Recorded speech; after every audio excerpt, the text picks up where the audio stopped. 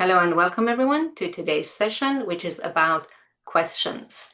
We're going to have a very brief look at the formulation of questions, and then look at how we ask questions about the subject of a sentence, and then finish with the place of prepositions.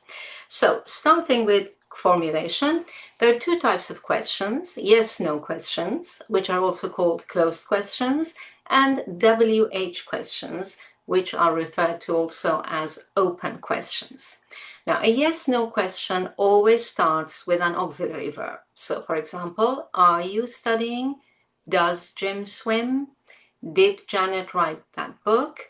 Have they lived in Venice? And will the kids be sleeping? What about WH questions? Well, they start with the question word, immediately followed by the auxiliary verb. So, for example, what are you studying? How often does Jim swim? When did Janet write that book? How long have they lived in Venice? Where will the kids be sleeping? So, how many question words are there? Quite a few. Most of them start with WH. That's why they're called WH questions. These are who, whom, whose, what, which, where, when, what time, and why. Now, the others include the word how. That's how many, how much, how far, how long, and how often, but they're still referred to as WH questions. A very common question that I get is, but do we have to use the question form? Can't we just use the statement with a rising intonation? Grammatically speaking, you do have to use the question form. It's grammatically correct. However, in informal spoken English, only with yes/no questions, you may occasionally hear two things. Sometimes the native speaker drops the auxiliary verb and just say, for example, instead of are you studying, may just say, you studying? And the other case that you may hear is using the statement form, not changing it into a question form, but then using a strong rising intonation, like Janet wrote that book. Again, grammatically incorrect, but in informal English, you will hear these two options. Be careful only with yes/no questions. If your question is a WH question, an open question, you must always use the auxiliary. So avoid saying, what you studying? It is, what are you studying? Or, when Janet wrote that book? You have to use the auxiliary with when. When did Janet write that book? Now, there are three cases where we hear question words in a statement. Let's look at them.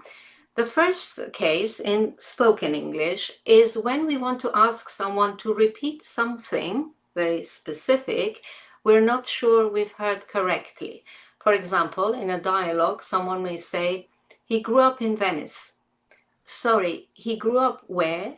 So in spoken English, that's common. You can do that.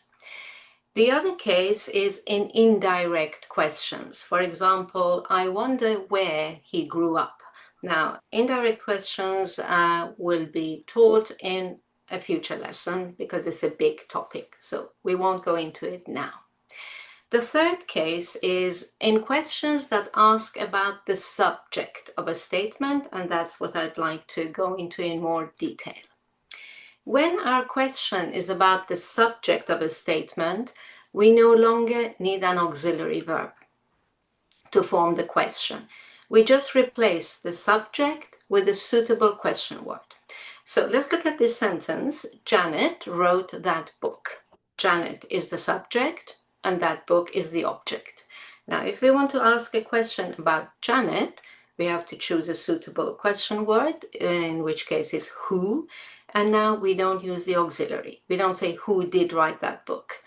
Just replace Janet with who. Who wrote that book? Another example, Janet's book, that's the subject, won first prize, the object. So in this case, The subject is something, not someone. So we need to find a suitable question word. It can be what, it can be whose book, it can be which book, and then again, no auxiliary verb, directly to the main verb, the statement verb. What or whose book or which book won first prize. So I think that's clear for you. But remember that we can also have a person in the object position of our statement. The situation is the same. For example, if the sentence is Ben's the subject, congratulated Janet. Now, this time Janet is the object of this sentence. Again, if you ask the question about Ben, there is no auxiliary, but if you ask the question about Janet, there is. So, who congratulated Janet? Ben. That's the question about the subject. But if the answer is Janet, is who did Ben congratulate? We now need a question formulation with the auxiliary. Right. Now, this brings us to this very common question I get, but shouldn't we use whom for the person in the object position? Well, we can, but whom is often replaced by who, particularly in British English. So in American English, you may occasionally, not always, but occasionally hear, whom did Ben congratulate? And the answer is Janet. The only time we use whom in British English is when we formulate a short question with a preposition. So, for whom, to whom, with whom. So, if your word, who, is immediately after a preposition, it's correct to say for whom, not for who. That sounds wrong even in British English. And so finally, that brings us to the place of prepositions in complete questions. If your sentence has a prepositional verb, you can put this preposition before your question word. But this sounds very formal and old-fashioned, so I would recommend you don't do it, but it's not wrong. In modern English, the preposition is usually kept with the verb and may end up at the end of your question. So let's look at two examples. The first one, I am waiting for my test results. So we are asking the question about my test results. You can say, for what are you waiting? But it does sound very old-fashioned, archaic. In modern English, you will probably 99% of the time hear, what are you waiting for? So for stays with the verb and comes right at the end of your sentence, your question. Another example, Janet chats with Ben regularly. Again, you can say with whom, and this time if you have put with before who, it should be whom. With whom does Janet chat regularly? I think you can hear it sounds very formal, a bit old-fashioned. Most common question would be who in British English, whom, sometimes in American English, does Janet chat with regularly? Right, so that's the end of our revision lesson on questions. I hope it has been helpful to you. I hope you've enjoyed this lesson. For more on this topic, click here. Remember to also check out my complete online course and don't forget to like and subscribe. Thank you for watching and happy studies!